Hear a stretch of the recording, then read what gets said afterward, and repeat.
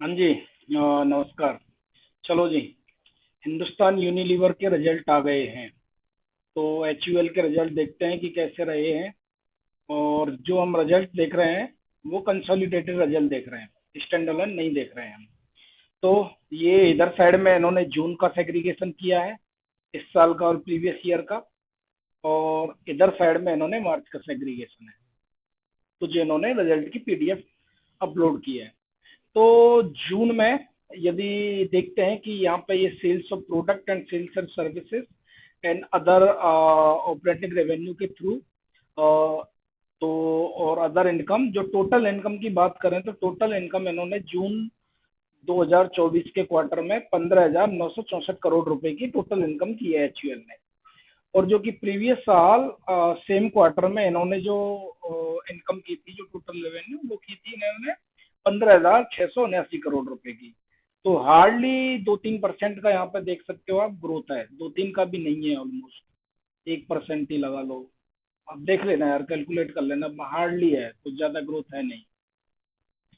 अब इसको हम ईयरली बेसिस पे देखें, ये तो ईयरली बेसिस का था। अब प्रीवियस क्वार्टर के साथ कंपेयर करें तो प्रीवियस क्वार्टर यानी मार्च 2024 में इन्होंने जो टोटल इनकम करी थी वो 15,441 करोड़ रुपए की थी।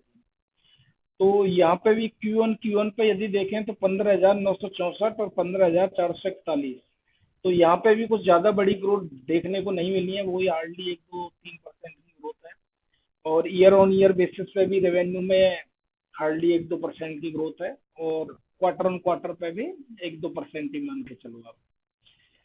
अब इनके टोटल एक्सपेंसेस जो हुए हैं वो 2024 के जून वन में 12,385 करोड़ के इनके टोटल एक्सपेंसेस। करंट क्वार्टर में 12,167 करोड़ के इनके एक्सपेंसेस थे प्रीवियस क्वार्टर में। तो यहाँ भी क्योंकि इन्होंने हल्की सी सेल बढ़ाई है तो जाहिर सी बात है एक्सपेंसेस भी बढ़ेंगे, इन्फ्लेशन भी बढ़ ही रहा है। और ये इनका एक्सपेंसेस का वो है कि भाई कहाँ पे कितना दिया है, कहाँ पे कितना एक्सपेंसेस हुआ है। और मार्च के क्वार्टर में ये नंबर था 12,100 करोड़ रुपए का एक्सपेंसेस। तो इनकी प्रॉफिट बिफोर टैक्स की बात करें, तो प्रॉफिट बिफोर टैक्स इस क्वार्टर इनका निकल के आया है 3,529 करोड़ रुपए का, जून क्वार्टर में, Q1 में 2024 में। और ये पिछले साल था 3,474 करोड़ का। तो यहाँ भी हार्डली बहुत ही ना के बराबर, ना क्या मतलब आप कह सकते हो कि 1-2% की ग्रोथ है, उससे ज्यादा है ही नहीं।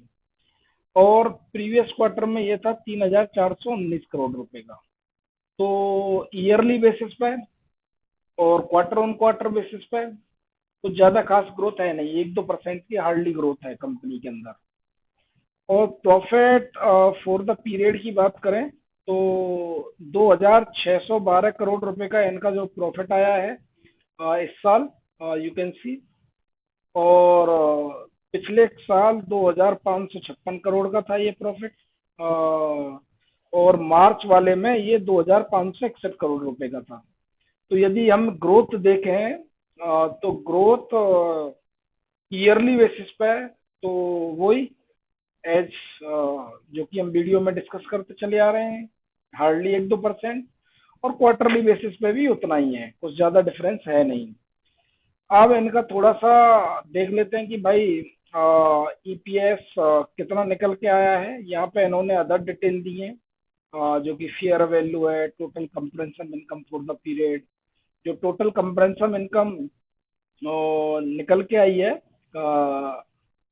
वो आई है इनकी 2,610 करोड़ रुपए की इस जून 1 के क्वार्टर में। और प्रीवियस साल सेम क्वार्टर में ये थी 2,568 करोड़ रुपए की। और मार्च वाले क्वार्टर में ये इनकम थी इनकी 2,576 करोड़ रुपए की।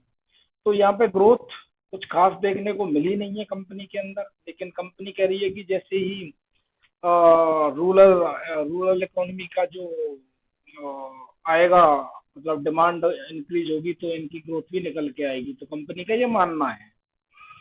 तो ईपीएस की बात करें तो ईपीएस 11 रुपये 11 पैसे का निकल के आया जून 1 2000 क्वार्टर में, 2024 के क्वार्टर में। और 10 रुपये 87 पैसे का ईपीएस था पिछले साल। तो ईपीएस में हल्की सी मामूली सी ग्रोथ है। और पिछले क्वार्टर मार्च में 10 रुपये 89 पैसे का था। तो ईयर ऑन ईयर बेसिस पे भी क्वार्टर ऑन क्वार्टर बेसिस पे भी ज़्यादा ग्रोथ है नहीं, सिंगल डिजिट ग्रोथ है, सिंगल में भी लेस देन 5% है, चाहे वो टॉप लाइन हो चाहे वो बॉटम लाइन हो। तो बस आज के लिए इतना ही। That's all, thank you.